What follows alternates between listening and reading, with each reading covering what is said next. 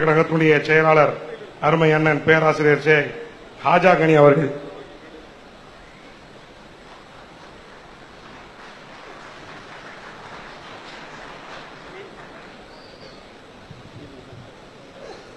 அளவற்ற அருளாளனும் நிகரில்லாத பேரன்புடையோனுமாகிய ஏகநாயனாம் அல்லாஹுவின் திருப்பெயர் போற்றி தொடக்கம் செய்கின்றேன். எழுச்சி என்ற சொல்லுக்கு எடுத்துக்காட்டான வகையிலே இந்த மாநாட்டை ஒருங்கிணைத்து நடத்தி கொண்டிருக்கின்ற வேளையிலே அதனுடைய தலைவர் அவர்களே, சமுதாய சான்றோர்களே, அனைத்து கட்சி தலைவர்களே, நாங்கள் மானுடத்தின் சரிபாதி, இஸ்லாத்தில் நாங்கள் பெறுவது சமநீதி என்பதற்கு சாட்சி சொல்லும் வகையிலே இங்கே வந்திருக்கின்ற தாய்மார்களே,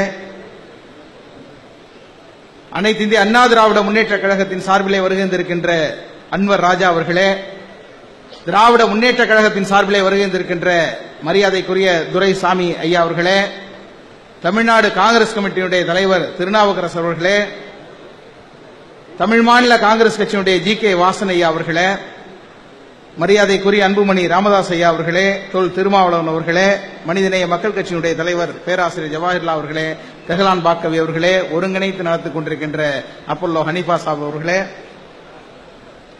அனைத்து தலைவர்களே, தமிழ்நாட்டிலே இத்தனை தலைவர்களும் பேசியிருக்கிறார்கள், பேசப் போகிறார்கள். பேசவே இல்லை என்றாலும் கூட இந்த முதல் வரிசை பேச வேண்டிய செய்தியை திறம்பட அறம்பட தெளிவாக பேசிவிட்டது. இத்தகைய ஒரு அரசியல் அதிசயம் தமிழ்நாடு தவிர இந்தியாவிலே வேறெங்கும் நடக்குமா என்று தெரியவில்லை. அறிஞர் அண்ணா அவர்கள் அடையாளம் காட்டிய ஆரிய மாயைக்கு எதிராக அண்ணாவின் இயக்கமும் அண்ணாவின் பெயர் சொல்லும் இயக்கமும் அனைத்து இயக்கமும் இங்கே அணிவகுத்து என்ன பேசிக் கொண்டிருக்கிறது தெரியுமா? எங்கள் பகைவர் எங்கோ மறைந்தார், இங்குள்ள தமிழர்கள் ஒன்றாதல் கண்டே என்று பாவேந்தன் பாடினானே, அந்த எழுச்சியை இங்கே எழுதிக் கொண்டிருக்கிறார்கள். தமிழகத்திலே யார் வெல்வது என்பதிலே இவர்களுக்கு இடையிலே போட்டி இருக்கலாம். ஆனால் இந்தியாவிலே தமிழகம் வெல்ல வேண்டும் என்ற வரலாற்றை எடுத்து சொல்ல வேண்டும் என்பதற்காக இந்த பணிமிகுந்த மார்கழி பொழுதிலே சூடோடு சுரணையோடு தமிழர்கள் ஒருங்கிணைந்திருக்கிறார்கள். தமிழ்நாட்டின் அடையாளங்கள் ஒன்றாக முதல் வரிசையிலே உட்கார்ந்திருக்கிறார்கள். பேயாட்சி செய்தால் பிணம் தின்னும் சாத்திரங்கள் என்று மகாகவி பாரதி ஒரு வரியில் எழுதியதை ஒவ்வொரு நாளும் உரை எழுதிக் கொண்டிருக்கின்றது மத்திய அரசாங்கம். இங்கே தலைவர்கள் ஒருங்கிணைந்திருக்கிறார்கள். நான் பேசிய செய்திகளை மீண்டும் பேசி நேரத்தை எடுக்க விரும்பவில்லை. அது ஏடிஎம்மிலே பணம் எடுப்பது போன்று இன்றைக்கு நேரத்தின் நிலைமை. ஆகவே பேசாத சில கருத்துக்களை பதிவு செய்ய விரும்புகின்றேன். பொது சிவில் சட்டம் என்று ஒவ்வொரு முறையும் தங்களுடைய அரசியல் நிகழ்ச்சி நிரலில் வைத்திருக்கின்ற பாரதிய ஜனதா அதற்கு ஒரு சாக்கு சொல்கின்றது. என்ன சாக்கு சொல்கின்றது? ஒரு நாட்டிலே ஒரு சமயத்திற்கு மட்டும் தனிச்சட்டமா? இது கற்றறிந்த பெரியோர்கள் அதை சரியாக புரிந்து கொள்வார்கள். இந்த நாடு பன்மைத்துவம் உடையது, பல்வேறு சமூகங்களை கொண்டது, யூனிட்டி இன் டைவர்சிட்டி என்பதை தன்னுடைய தத்துவமாக கொண்டிருப்பது என்று விவரமானவர்கள் புரிந்திருப்பார்கள். ஆனால் மக்களே, அறியாத சனங்களை கொண்டு அரியாசனங்களை அடைகின்ற ஒரு நாட்டிலே மீண்டும் மீண்டும் சொல்லப்படக்கூடிய பொய் மக்களிடம் மெய்யாகி விடுகின்றது. மெய்யுடை ஒருவன் சொல் இன்மையினால் பொய் போலுமே பொய் போலுமே, பொய்யுடை ஒருவன் மோடி போன்றவன் சொல் வன்மனையால் மெய் போலுமே மெய் போலுமே என்று தமிழர்கள் சொல்லி வைத்தார்கள். முஸ்லிம்களுக்கு தனிச்சட்டமா, முஸ்லிம்களுக்கு தனிச்சட்டமா என்று கேட்டதோடு அரசியல் நிர்ணய அவையிலே அண்ணல் அம்பேத்கர் அவர்களுடைய தலைமையிலே இருந்த அவையில் இந்த வழிகாட்டு நெறி கொண்டு வரப்பட்டது என்று பேசுகிறார்களே. நான் அடிக்கடி தொலைக்காட்சி விவாதங்களிலும் சொல்வேன், உண்மையை விட ஆபத்தானது, அது பொய்யை விட ஆபத்தானது பாதி உண்மை. அப்படி ஒரு டைரக்டிவ் பிரின்சிபல் இருக்கின்றது. அதன் மூலம் எந்த நீதிமன்றமும் உத்தரவு போட முடியாது என்பதை இங்கே பேசியவர்கள் எடுத்துச் சொன்னார்கள். ஆனால் அந்த சட்ட விதியை குறித்து அண்ணல் அம்பேத்கர் என்ன சொல்கின்றார் என்பதை நாம் இங்கே கவனிக்க வேண்டும். அன்றைக்கு அரசியல் நிர்ணய அவையிலே தன்னந்தனி மனிதனாக நின்று போராடி தனியார் சட்டங்களை கொண்டு வந்தவர் கண்ணியமிகு காயிதே மில்லத் என்பதை நாம் இங்கே நினைவு கூற கடமைப்பட்டிருக்கின்றோம். கண்ணியமிகு காயிதே மில்லத்துடைய முயற்சியால் கிடைத்த தனியார் சட்டம் அவருடைய சமுதாயத்திற்கு மட்டும் கிடைக்கவில்லை. 400 தனியார் சட்டங்கள் இந்தியாவிலே இருக்கின்றன. அதில் 4 மட்டும்தான் முஸ்லிம்களுக்கு, மீதி எல்லாம் பிற சமுதாயத்திற்கு.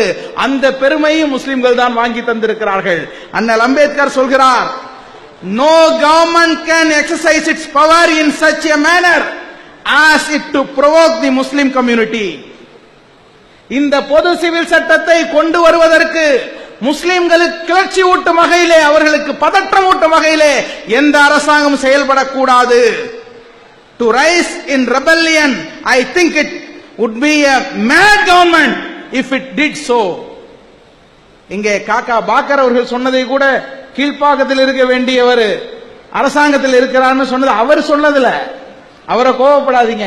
அண்ணல் அம்பேத்கர் அப்படி சொல்லிட்டு போயிருக்கிறார். ஒரு பைத்தியக்கார அரசாங்கத்தால் மட்டும்தான் இப்படி செயல்பட முடியும் என்று அண்ணல் அம்பேத்கர் அன்றைக்கே சொல்லிவிட்டு போயிருக்கின்றார். அன்பானவர்களே, அசோசியேஷன் என்றால் ஒற்றுமை, அசிமிலேஷன் என்று சொன்னால் ஒரு மாதிரி. நாம் ஒரு புரிதலுக்காக பொது சிவில் சட்டம், காமன் சிவில் கோட் என்று சொல்கிறோமே தவிர அதனுடைய சரியான பேர் யூனிஃபார்ம் சிவில் கோட். இந்த 5 விரலும் ஒரே உயரத்தில் இருக்க வேண்டும் என்று ஆசைப்படுகிறார்கள். ஒரு நாடு, ஒரு மதம், ஒரு மொழி என்று பேசக்கூடிய வரலாற்றை அறியாத வடிகட்டிய முட்டாள்களுடைய வாதம் அது. அனைத்து வகை பூக்களும் மலர்கின்ற அற்புத நந்தவனமாக என் தேசம் திகழ வேண்டும் என்று அண்ணல் காந்தியடிகள் விரும்பினார்கள். காந்தியை கொன்றவர்கள் காந்தியின் தத்துவங்களை கொல்ல புறப்பட்டிருக்கிறார்கள். அதே குஜராத்தில் இருந்து அனைவருக்கும் கழிப்பிடம் இல்லை. அரசாங்கத்திற்கு கவலை இருக்கின்றதா? அனைவருக்குமே கல்வி வேண்டும் 10 ஆண்டுக்குள்ளே என்று இதே வழிகாட்டு நெறிமுறை சொல்கின்றதே, அதை பற்றி பேச தயாராக இருக்கிறார்களா? இங்கே மணியான கருத்தை உரித்தாரே அன்பு சோதர் அன்புமணி, மது விலக்கை கொண்டு வர வேண்டும் என்று இருக்கிறதே. சாலையிலே பச்சை விளக்கு, சிவப்பு விளக்கு, மஞ்சள் விளக்கு, எல்லா விளக்கும் இருந்தும் அதிகமான விபத்து நடப்பதற்கு காரணம் இல்லாத ஒரு விளக்கு, அது மது விலக்கு அல்லவா? எப்படி இருக்க வேண்டும் பொது சிவில் சட்டம்? மரியாதைக்குரிய பேராசிரியர் ஜவாஹிர்லா அவர்கள் ஒரு விவாதத்திலே கேட்டார்கள், 50 ஆண்டு காலமாக சொல்லிக் கொண்டிருக்கிறீர்களே, அந்த பொது சிவில் சட்டம் எப்படி இருக்கும் என்று காட்டுங்கள், அதனுடைய முன் வடிவை காட்டுங்கள். பொது சுடுகாடு இருக்கின்றதா? பொது குளம் இருக்கின்றதா? பொது சுடுகாடு கூட இல்லை. பொது சுடுகாட்டுக்கு போகக்கூடிய பாதை ஒன்றாக இருக்கின்றதா? நீதிமன்றம் உத்தரவை மீறி ஒரு பிணம் காவல்துறையினர் எடுத்து சென்று மயிலாடுதுறை அருகே புதைக்கப்படுகின்றது. எல்லாருக்கும் சாலையை பயன்படுத்தக்கூடிய உரிமை சமமாக இல்லை. குளிக்கின்ற இடத்தை பயன்படுத்தக்கூடிய உரிமை சமமாக இல்லை. அன்பானவர்களே, சுருக்கமாக சொல்கின்றேன், இஸ்லாமிய சட்டங்கள் 2 வகைப்படும். ஒன்று வழிபாட்டு சட்டங்கள், அது எல்லா மதத்திலும் இருக்கின்றது. இன்னொன்று வாழ்வியல் சட்டங்கள். இது ஒரு மார்க்கம், வாழ்க்கை நெறி. இதன் வாழ்வியல் திட்டங்களும் அருமை தலைவர் ஜி.கே. வாசனையா அவர்கள் அழகாக சொன்னது போல இது எழுதப்பட்டதல்ல, அருளப்பட்டது. அழகாக சொன்னார். ஏன் தெரியுமா? இங்கே மரியாதைக்குரிய திருநாவுக்கரசு ஐயா வந்திருக்கிறார்கள். நான் படித்த அதிராம்பட்டினம் காதர் மொஹிதீன் கல்லூரியிலே படித்தவர், இளங்கலை படித்தவர். அதுபோல ஜி.கே. வாசன் ஐயா வந்திருக்கிறார். நான் படித்த புதுக்கல்லூரியிலே, பேராசிரியர் ஜவாஹிர்லா படித்த புதுக்கல்லூரியிலே படித்தவர்கள். 2மே முஸ்லிம் நிறுவனங்கள். 2 பேரும் இன்றைக்கு தற்காலிகமாக பிரிந்திருக்கலாம், ஒரு தற்காலிக ஏற்பாடு. ஆனால் அவர்களை இணைத்து வைப்பது எது? அன்னலம் பெருமானார் ஸல்லல்லாஹு அலைஹி வஸல்லம் அவர்கள் கேட்டார்கள், தொழுகையை விட நோன்பை விட உயர்ந்த ஒரு வணக்கத்தை உங்களுக்கு கற்றுத்தரட்டுமா என்று கேட்டபோது, தோழர்கள் சொல்லித் தாருங்கள் அல்லாஹ்வின் தூதரே என்று கேட்டபோது அவர்கள் சொன்னார்கள், பகைமை கொண்ட இருவரிடையே இணக்கத்தை ஏற்படுத்துங்கள். அந்த நபி வழி இங்கே நிறைவேற்றப்பட்டிருக்கின்றது. மிகவும் மகிழ்ச்சியாக இருக்கின்றது. திசைகள் அருகருகே அமர்ந்திருக்கின்றன. கிழக்கும் மேற்கும் பக்கத்திலே கைகோத்து நிற்கின்றன. வடக்குக்கு எதிராக அது பேசும் இடக்குக்கு எதிராக. நாங்கள் இணைந்து விட்டோம், பிரிந்து விட மாட்டோம் சொல்கிறார்கள். முஸ்லிம்களுக்கு தனிச்சட்டம் வேண்டுமா என்று பெரும்பான்மையான மக்களிடம் 16 கேள்வியை கொடுத்து பி.எஸ். சௌகான், யார் அந்த பி.எஸ். சௌகான் தெரியுமா? நம்முடைய அமித்ஷா இருக்கிறார் அல்லவா, அருளாளர், கருணையாளர். மிக நல்ல மனிதன். அந்த மனிதனை வழக்கிலிருந்து விடுவித்த பெருமைக்குரிய அமித்ஷா. அதுபோல தாரா சிங் தொழு நோயாளிகளை தொட்டு தூக்கி சேவை செய்வதற்காக ஆஸ்திரேலியாவிலிருந்து வந்த பாதிரியார் கிரஹாம் ஸ்டெயின்ஸை அவனுடைய பிள்ளைகளோடு வைத்து கொளுத்திய அந்த தாரா சிங்கிற்கு மரண தண்டனையிலிருந்து விலக்களித்ததை கூட நாம் ஏற்றுக்கொள்ளலாம். மத மாற்றத்தின் மூலம் நீங்கள் அவர்களை தூண்டியதால் தான் அந்த குற்றம் நிகழ்ந்தது என்று சப்பக்கட்டு கட்டினார் அல்லவா? அந்த BS சௌஹான், பல்பீர் சிங் சௌஹான் 16 கேள்வியை பெரும்பான்மை மக்களிடம் கேள்வி கேட்டு சிறுபான்மை மக்களுக்கு தனிச்சட்டம் இருக்க வேண்டுமா என்று கேட்டார். மெஜாரிட்டேரியனிசம் என்பதற்கும் டெமோக்ரசி என்பதற்கும் நிறைய வேறுபாடு இருக்கின்றது. டெமோக்ரசி என்பது ஜனநாயகம், மெஜாரிட்டேரியனிசம் என்பது பெரும்பான்மைவாதம். பிஜேபி பெரும்பான்மைவாதத்தின் மீது நம்பிக்கை வைத்து அது வாதத்தை முன்வைத்தது.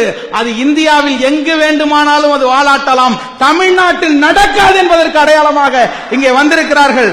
எழுந்து வந்து விட்டார் அப்பல்லோ ஹனீஃபா. அவர்கிட்ட வந்தார்னா அவ்வளவுதான், முடிஞ்சிச்சு. ஆனால் ஒன்றை நான் இங்கே சொல்லி முடிக்கின்றேன். தமிழர்கள் கூர்மையானவர்கள் என்று இங்கே பேசினார்கள். அதற்கு இந்திய வரைபடமே சாட்சி. தமிழ்நாட்டின் பகுதி மிக கூர்மையாக இருக்கும், அது நேர்மையாக இருக்கும்.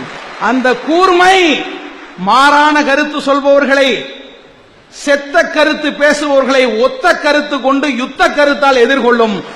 அது வாளாக, வேலாக, அறிவாயுதமாக பாசிசவாதிகள் மீது பாயும். இந்த மண்ணிலே மனித நேயத்தை மலர வைக்கும், சகோதரத்துவத்தை மலர வைக்கும். காணக்கண் கோடி வேண்டும் என்பார்கள். இந்த காட்சியை கண்டுகொண்டே இருக்கலாம்.